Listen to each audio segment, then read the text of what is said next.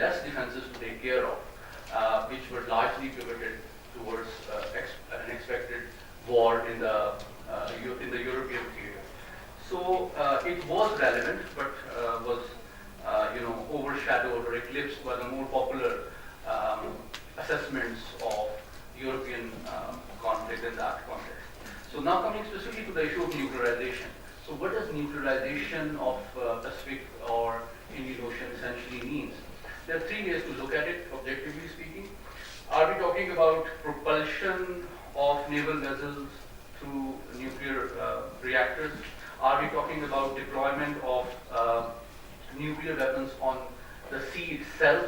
Or are we talking about the general deployment of nuclear weapons in these two regions, Pacific and Indian Ocean, irrespective of the fact whether they're air-based, land-based, or sea-based? Let's start with the third aspect. I think in terms of the deployment aspect, it is very important to look at the fact that the deployment was always there. In fact, it would be stating the obvious that this region was the first victim of nuclear attack. Let's not forget that. So the redeployment is only helping us remind of the possibilities of their possible use, which requires restraint from all sides. In terms of the physical deployment of nuclear weapons at sea, I think if we categorize them in terms of their targeting policy and employment role specifically, then it will be again stating the obvious that in the conventional role, a variety, an elaborate variety of nuclear weapons were deployed by all major powers, whether they were for anti-submarine warfare, they were anti-demolition mines, they were S-ROC missiles, they were anti-aircraft missiles, for BMD during the 50s, 60s, 70s, which later led to the wisdom that perhaps they're not very useful. But again, there is a revival in this interest, which we will hopefully see in the forthcoming nuclear posture review, which is due any time now. And now coming to the strategic side, I think the relative distribution of the current around 4,480 weapons that the US claims to have currently, there are few meant for non-strategic role, but larger share is obviously for the strategic role. So this relative distribution is likely to shift in my modest assessment. Now, and what is, in case of China, obviously they have recently started the deterrent patrols farther and improving their ballistic missile nuclear capabilities, bomber capabilities. But when coming to this Indian Ocean region, the credit for introducing a nuclear-powered vessel goes to India, which introduced a nuclear attack submarine borrowed from Soviet Union in 1988, INS Chakra. Although it had a lot of problems operating it, which makes one wonder about the safety record and raises concerns about a larger Indian fleet could lead to risk of misperception, which perhaps needs adequate and timely confidence building measures on both sides. The second aspect is the fact that the nuclear weapons are physically deployed on sea. India has already introduced Arihant, and the second submarine is ready, according to Indian sources, which can carry twice as many nuclear weapons than the first INS Arihant.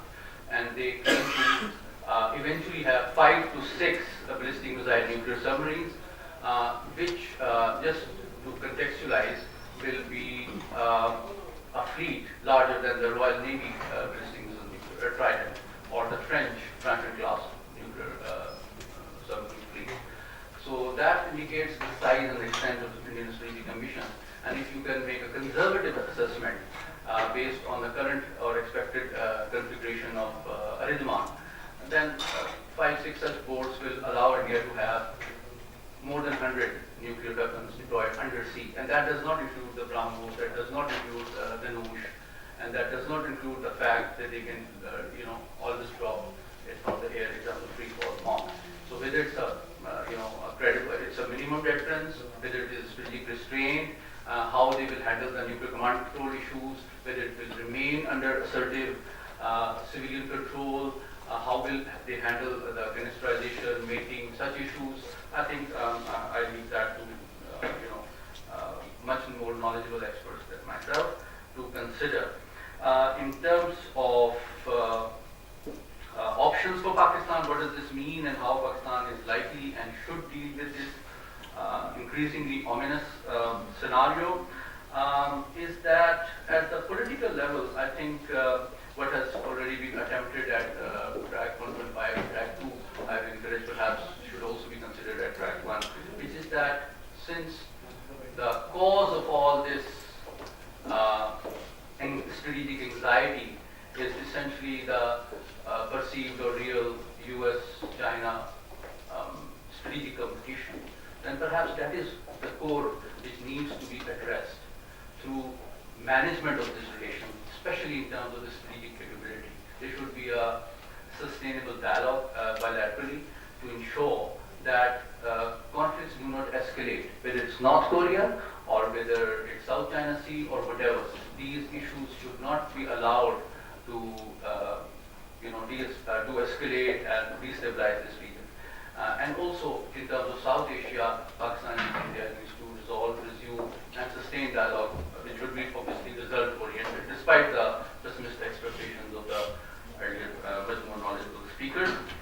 Secondly, I think for Pakistan it is appropriate that it should be cognizant of what India is doing in terms of the strategic use it is putting Andaman and Nicobar Islands for, whether it intends to play a similar role which Britain is playing vis-a-vis US strategic deployments in Diego Garcia. I think that is a prospect which we cannot ignore, and that explains why in the first session we discussed that the range of our ballistic missiles should take care of all Indian territories and capabilities, which we cannot afford to ignore.